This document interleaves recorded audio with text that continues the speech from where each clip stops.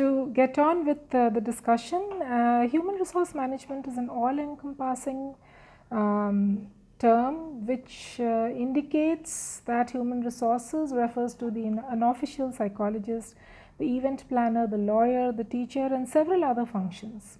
But due to several reasons today, you talk about the exponential growth in the field of tourism industry, leading to an accelerated pace of the hotel industry, how the hotel industry is contributing to the environment and pollution in different destinations, how destinations are also grappling with the negative side effects of tourism and the hospitality sector. Because of all these things, green activities are now being strongly advocated, and green HRM is nothing but environmentally sustainable HR practices. All these different functions of human resources management that contribute to your career building, how they can be made environment friendly and how they can be sustainable. So there are two-pronged objectives of human resources, green HR, that is environmentally friendly HR practices and the preservation of knowledge capital. With the McDonaldization of culture, we have a global work arena today. So there is nothing like a work organization which is very different from the Indian work organization if we are to follow the green HR framework. Also, Corona has made us realize that there can be global threats, there can be global pandemics. So we are united in this effort to make our planet, to make our work organizations sustainable.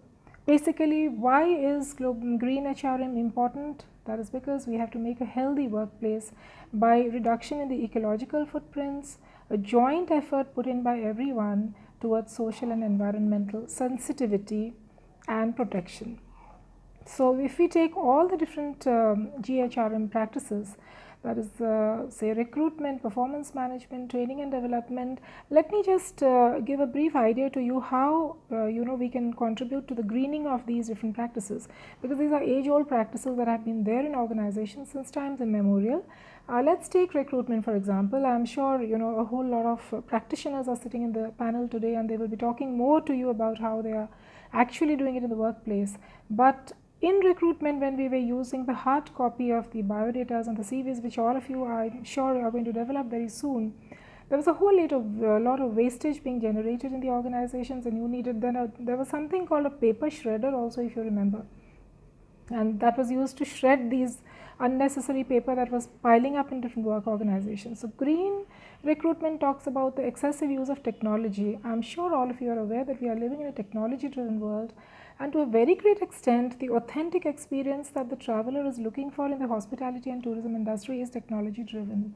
So use of social media, email, video conferences, teleconferencing, or the several apps that are controlling our lives these days, these are also contributions to the greening of recruitment and selection policies.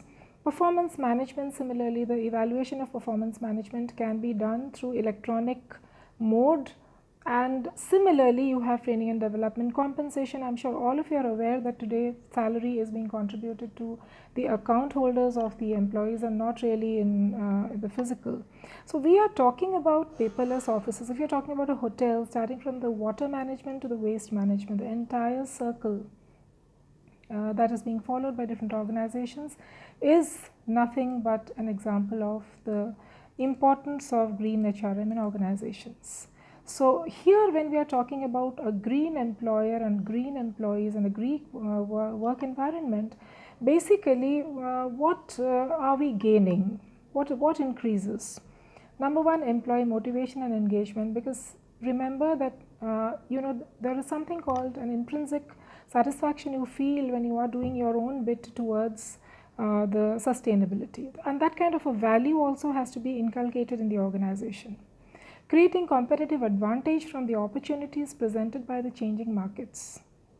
So I'm sure many of you probably are aware that we are now grappling with the concept of revenge travel. That is, a lot of people who are now traveling to take revenge on Corona by starting to travel. And do you know how they are doing it? They are doing it primarily through technology. So there is no waste generated. There is no harm to the environment in any manner by the tourists. They are doing that through the social media and the information technology boom. I'm sure many of you might have heard about the virtual tours that people took during these few months. So that is very, very important. The health of the tourists, the health of the workforce when we are talking about HR is very important. Okay, so nowadays I think, I'm sure all organizations are having a gym, you are having yoga classes, and health here is not just about the physical health, we are talking about the mental health. So you can see that green HR is not just about hiring a person and putting him to work and maximizing profits, it's about taking care of a person, body and soul. So I've given you some examples in the slide, like cycling to work or car sharing, where the pollution generated is lessened to a very great extent. Since I come from a tourism college, I can tell you about some of the World Heritage sites where people are not encouraged to use their vehicles in certain parts of the destination, which are the World Heritage earmarked destinations, where you have to, there are only foot trails, you'll have to walk there. So there is no energy, pollution, there is no congestion, there is no unnecessary smoke or fuel contributing to the atmospheric pollution, and we are doing our own bit towards preservation. So I think you can see here that the customer choice is also evolving, and the millennials are probably the first generation who are expecting a hotel to have environmental measures. People want to see a green patch everywhere, and a whole lot of people want to travel to the places which are practicing eco-friendly functions. So I think from this you can understand that green HRM is here to stay, and we have to create a value orientation in the minds of our employees in such a manner that we all do our own bit towards greening the environment. So what are recruiters looking for then in 2020? They are looking for nothing but the same requirements that were there: teamwork, creativity, interpersonal communication, time management, and environmental sensitivity.